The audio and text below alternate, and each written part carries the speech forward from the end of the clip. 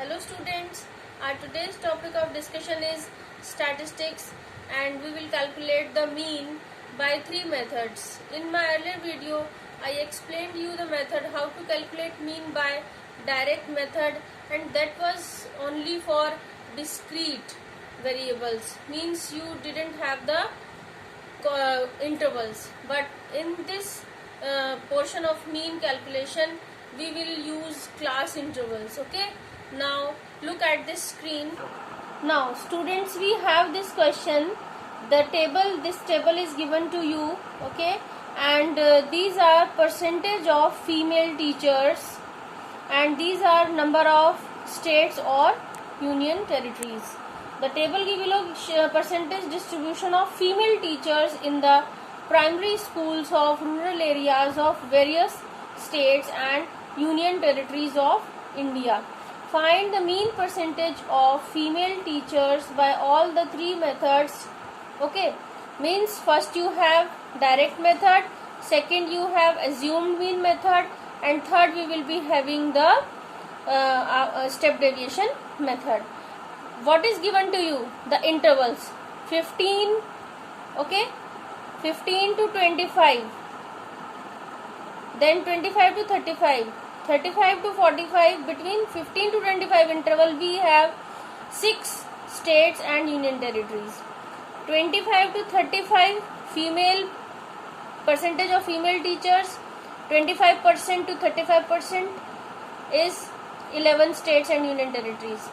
35% to 45% female teachers in number of states 7.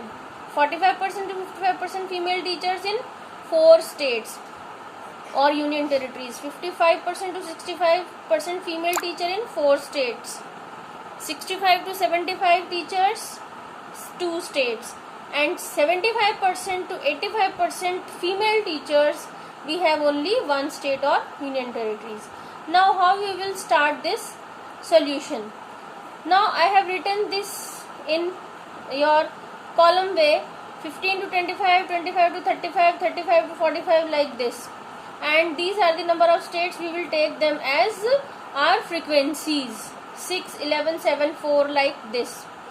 Now I will calculate the midpoints of this interval, and that I will denote by xi. These are the midpoints. How we will calculate midpoint? 15 plus 25 divided by 2. Okay, 15 plus 25 is 40. 40 divided by 2 you get 20. 25 plus 35. Okay, then you have 60. 60 divided by 2, 30.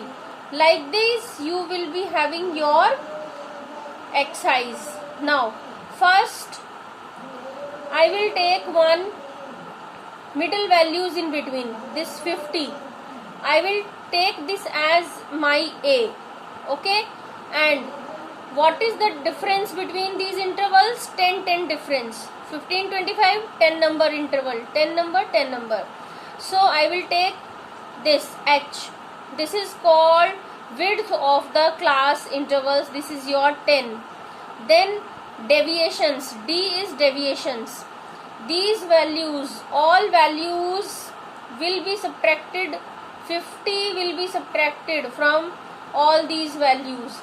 So di will be xi minus 50, means xi minus A. Next column we will be having ui.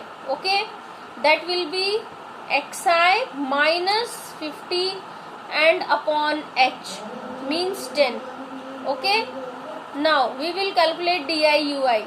We have the next table here, this same table.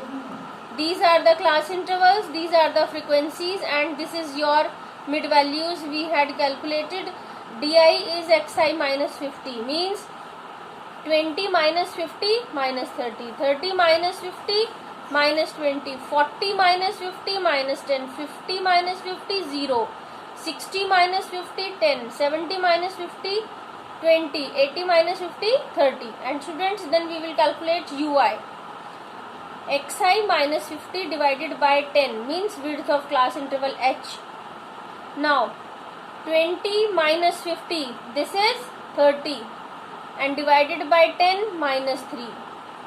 30 minus 50 minus 20 upon 10 minus 2. Similarly, minus 1 0 means 50 minus 50 upon 10 0. 60 minus 50 upon 10 0. 70 minus 50 upon 10, like this 1 2 3 you are getting. Now our next column will be these FIs, XIs, okay, and this will be FI DI, and next will be FI UIs. Means in this table these two are multiplied. 6 into 20 120, 11 into 30 330, like this, okay. And in this FI DI these two columns are multiplied. Means 6 into minus 30 minus 180, 11 into minus 20, like this. FI UI, multiply this column values with these values, you are getting this. Then you will add your FI XI, you will add your FI DIs, minus values will be added, these values will be added and then subtracted. FI UIs calculated, okay. Now have a look at your formulas. We have this summation FI means this total of F.